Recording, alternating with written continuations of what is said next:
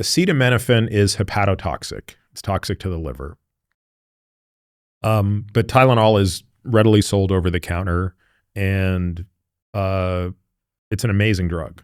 Like, it really, really works. Interestingly, we don't know how, by the way. It's one of those drugs we have no idea what the mechanism of action is. Yeah, another one of those examples, like no idea how this thing works.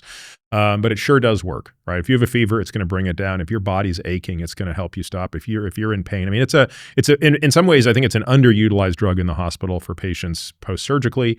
It's a great way that we could reduce dependence on opioids.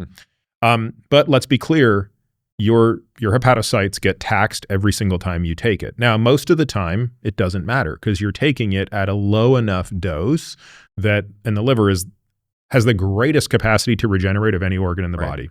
So most of the time we're taking acetaminophen. It's like, our liver takes a little hit, comes back, takes a little hit. To be clear, at no dose of acetaminophen is it benefiting the liver. Right? It's benefiting the organism. As other uses. Yeah. It's benefiting us as a person, but the actual hepatocyte never experiences a benefit, a rejuvenation. Sure. Okay, so it's not good for the liver, but it creates a blunting of certain symptoms. Yeah. Now, of course, at some point, probably around 4 grams in a single dose, boy, you start to take a big hit. You'd probably actually measure a bump in the transaminases. And at not much more than that, like literally in the ballpark of 20 to 40 grams, you could irreversibly injure the liver. And that's an individual that will be dead in 72 hours absent a liver transplant. That's kind of staggering. So what's the analogy with alcohol? I think the analogy with alcohol is, if you believe the Mendelian randomizations, there is no dose of ethanol that is beneficial. But beneficial for what outcome? ACM, all-cause mortality. Okay. Now again, I don't know how much we want to go down the rabbit hole of how Mendelian randomization works and what its limitations are, but of course it does have its limitations. Well, let me ask you, what do you believe? Are you 95% sure there's no benefit for all-cause mortality at any dose? Are you 50% sure, or where would you put the sort of probabilistic? Well, let me finish what I was going to say, because I think it's less about what do I believe and more about what's the magnitude of the. Okay, sure. It's a dose question. It's a dose makes the poison question. Yep. So even if I believe the MR data are correct and that there is no dose that ACM goes down, let's say I believe that. Okay. But that's based on a certain type of analysis. Again, I think the literature at best is mixed on this question, right? The way I mean, the epidemiology, though, by itself is the least convincing of this, because the confounders are horrible, right? The amount of never drinkers, former drinkers, why people don't drink, I think does conflate the slight bump in survival that we see in low drinkers. But my point is, who cares?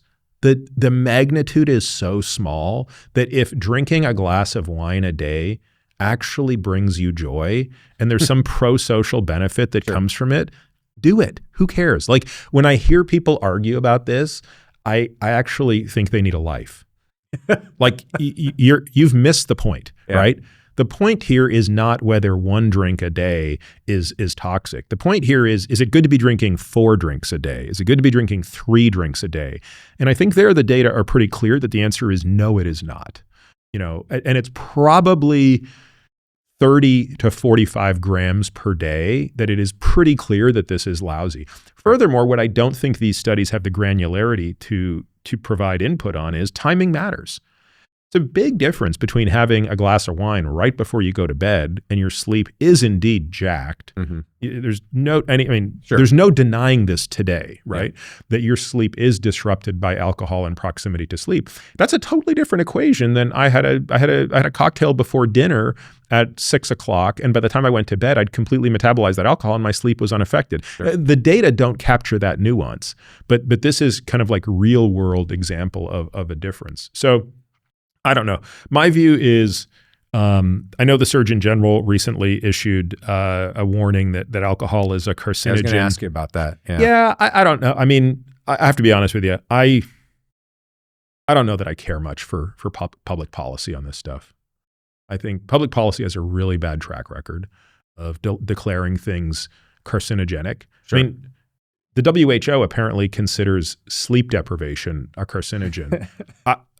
While I think sleep is very important, I have yet to see any evidence to tell me that poor sleep actually causes cancer. Maybe it does, but that we could say so with such a high degree of confidence that the World Health Organization would decree it, I think that's irresponsible. I think that erodes people's trust in health advocacy groups. Yeah. So, I mean, I think the one thing you could point to where public policy did have an impact is tobacco, right? And obviously there were lots of other things that went into that, but it did seem to move the needle in that case. So I guess one question again would be: is it comparable? Right? Yeah, no, it's not even within the same zip code. Yeah. If indeed alcohol at a certain dose is carcinogenic, and there's biological plausibility that at high enough doses sure. it could be. Think, sure. Yeah. It's probably still a far less convincing story than it is with tobacco. And by the way, with tobacco, I don't know, did they ever really parse out the dose effect? Like, do you think one cigarette a day increases your risk of cancer? Like, I'm not advocating that one does it, because one cigarette could easily lead to 2 and could lead to 4. And at some point, it's clearly an issue. But remember, when we talk to patients about smoking, and when we risk stratify them, we do it by pack years. Right. In other words, we calculate the integral of what they've smoked. Right.